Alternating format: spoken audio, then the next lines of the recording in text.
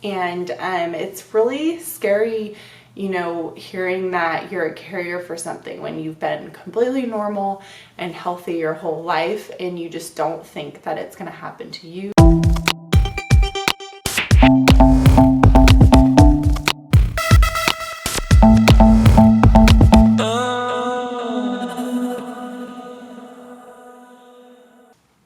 Hi guys, welcome back to my channel. In this video, I wanted to talk about the results of my carrier testing screen that I had.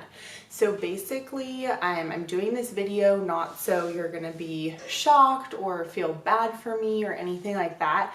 I'm doing this video because I just want to give you guys the facts on what happened to me when I got the results that I was a gray zone carrier for Fragile X. It really scared me and I wasn't able to talk to a genetic counselor right away, or my doctor for that matter. So I was really fed the information, and I'm really concerned in going through a downward spiral on Google. And I'm by no means a doctor, but maybe you have the same result as me, and I'll tell you exactly what those were, and this can give you some peace of mind in the meantime before you can actually talk to a doctor.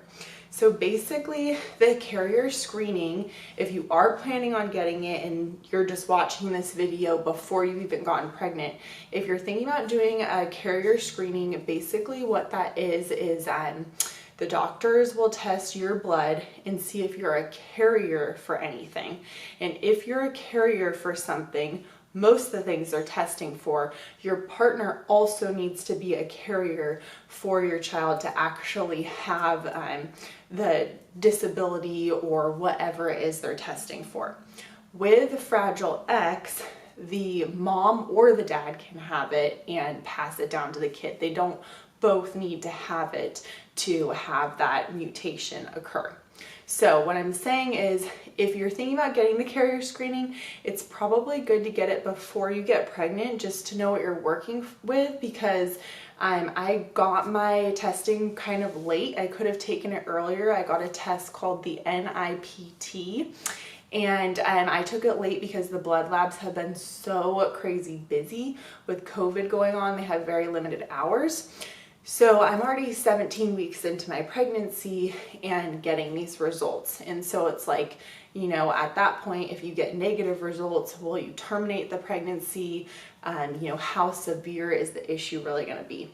So with the carrier screening, that doesn't, like I said, it doesn't mean that your kid is definitely going to have it. It means they're probably going to want to do more testing or have you talk to a genetic counselor to see what your options are.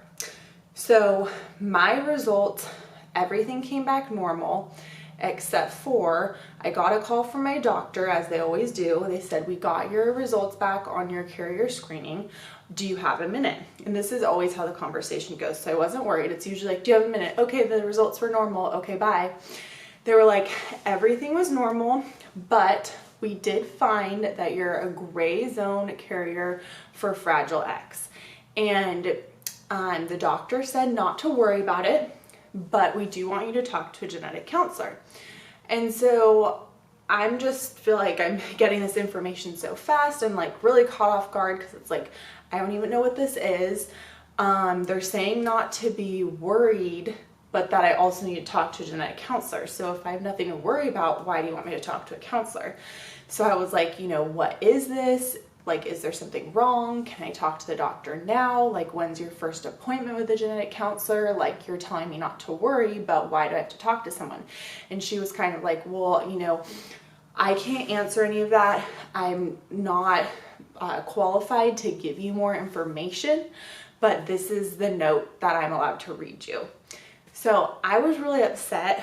They got me an appointment with my genetic counselor like 2 weeks from the time they delivered the information. So I got off the phone call. I of course got on Google. I was reading on Google that Fragile X is an intellectual disability. It can cause, you know, a lot of learning issues, and it can also cause even like facial deformities and things that just make your child look different. So I pretty much had a mental breakdown, and I was also reading online that if you're a carrier, there's a 50% chance that the baby will have it, and I'm like freaking out. So what I did was I reached out to the doctor's office. They were of course on their lunch. Then I emailed them through the portal because they're most responsive there, and I said, you know, I just got this call. I need to talk to someone today. I need to talk to a genetic counselor. I need to talk to a doctor today because I'm not happy with how the information was given to me, and I need to know what's going on. So meanwhile, you know, I'm having a mental breakdown in my office. My husband and I work together, so we were just like talking in my office, and I was like, I don't know what to do. And he's like, we need to drive down to the doctor's office right now and just like wait until I get back from lunch. So I'm like a total researcher. So I started researching the actual company that gave me the results, and there was a number on that paper, and the company's called Progenity that actually does the lab results.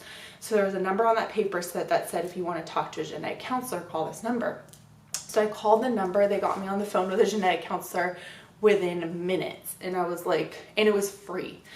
The genetic counselor through the doctor was $250 cash payment, but if you pay early, it's $150. So they got me on the phone with someone right away. This is the part that you should be excited about if you got the same results. So I'm going to slide over a paper that shows the categories of how you can rank.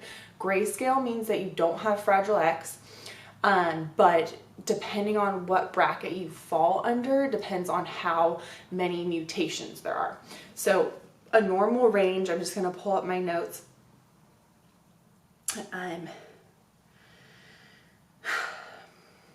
Okay. So a normal range is under 45 CGG repeats. And the range that I was in, which is called the intermediate range, it's called different things by different companies, is 45 to 54 repeats. That range, if you're in that range, do not worry. What she told me, and the only sentence that I needed to hear, was she told me that there is no more likely you having a child with Fragile X than someone that's not in this range, that's someone that's in a normal range. And I was like, oh, thank God. So there's no more of a risk from someone who got completely normal results on this screening to you of having a kid with this disability. So why is reporting the gray zone important? So the gray zone, I had 47 repeats. So I was this range starts from 45 to 54. I had 47 repeats, and there is a testing variance of 1. So I could have maybe tested at 46 one day, 48 another day, but you're born with what you have. The only difference is just the actual lab results and how they do the testing analysis. And again, I'm not a doctor. This is what I was told from the questions that I asked during the call. So I was at 47 repeats. The reason why they report this range is because if I were to pass down the X chromosome, I have 2 X chromosomes, I'm going to pass down an X to a boy or a girl, depending on what we have. I'm only going to pass down 1 though, and my husband is going to give him the other X. In the case of a girl is always XX, or my husband's going to give his Y and I'm going to give my X if it's a boy. Now I have 1 normal X. I have 1 slightly abnormal X that has this 47 repeat.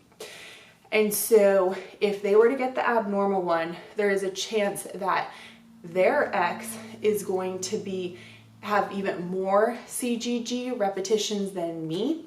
And maybe not their kids, but maybe like my great-great-grandkids, this mutation will fall out of this kind of intermediate gray zone range, and it will become a full mutation, which will actually cause the child to have Fragile X, or it becomes a pre-mutation, which is that middle range I showed on the chart, which is 55 to 200.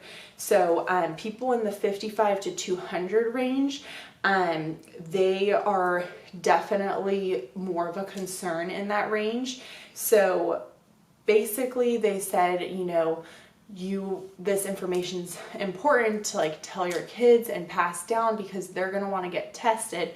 And she said that it doesn't always happen, but if they were to get the X with the repeats, then they could have an X with even more repeats, and it will gradually grow over time. Sometimes it doesn't. So there's a 50-50 chance that my kids are going to get the bad X. And then there's also, she didn't tell me the exact percentage, but there's a chance that their repetitions and the range that they'll fall in will increase. And I asked, well, if they do get the bad X, what is the likelihood that it will increase and by how much? She said, there's no information on the exact likelihood. It could, they could be completely normal, but it could increase. And when we see it increase, it's usually 1 to 2 points. So even at 1 to 2 points, they would still be in that intermediate gray zone. But something that we definitely want to watch, because I have 2 X's, it could have been passed down from my mom or from my dad. And because I have 2 brothers, they have an X and a Y. So they did get the X from they got the X from my mom. So if my mom, for example, was the one that had the bad X, then they have a 50-50 chance of having her bad X that I got. So, whether or not they have it and they've passed it down is a lot smaller chance than, not a lot smaller chance, but, she said it's a 50% chance that they have it, and it's not certain whether I got it passed down from my mom or my dad. So, not the greatest news to pass down to your kids, but good information to have for sure. My husband's sister brought up a good point, like, doing the carrier screen this far along is kind of like, playing with like, what are your morals? Like, what are your values? Are you going to terminate the pregnancy? Like for me, if they were like, yeah, there's a 50-50 chance that your kid's going to have Fragile X, I would do the amniotic invasive testing to find out for sure if my kid did or not. And then we'd have a really hard decision to make from there, because you don't even know like the severity. And so you're kind of just like playing with God. So it's a really hard thing to do. So I definitely recommend, if you are on your trying to conceive journey or you haven't gotten pregnant yet, but you want to do the carrier screening, and you will be doing the carrier screening and you'll be making decisions on that, to definitely do it before. If you are in that same range as me, don't worry, you're totally fine. When she said like just that one line that there's no more of a chance of your kid having this disability than the next person with completely normal results, that completely put me at ease. And I just wish that the girl at the front could have at least given me that sentence. Yes, I'd probably want to know more, and yes, I'd be a little bit worried, but I would not have freaked out as much as I did.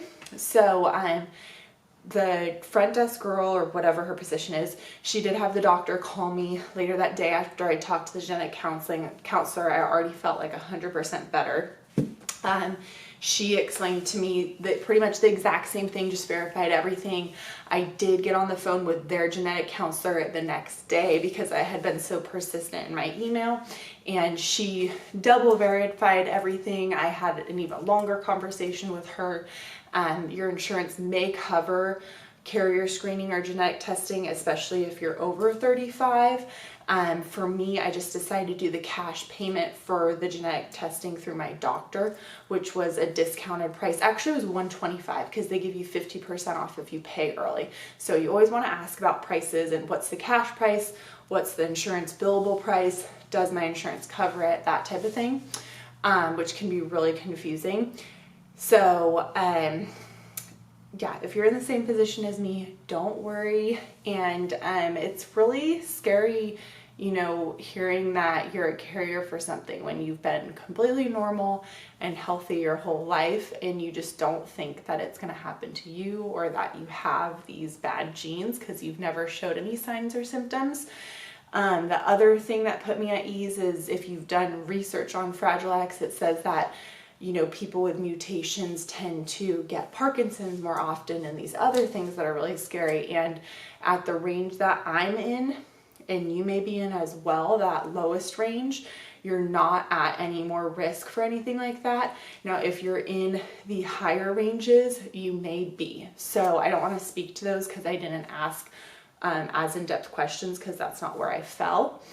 But hopefully this video was helpful. If you got the same results as me, calm down. Again, I was 47 was my number if you look at the paper.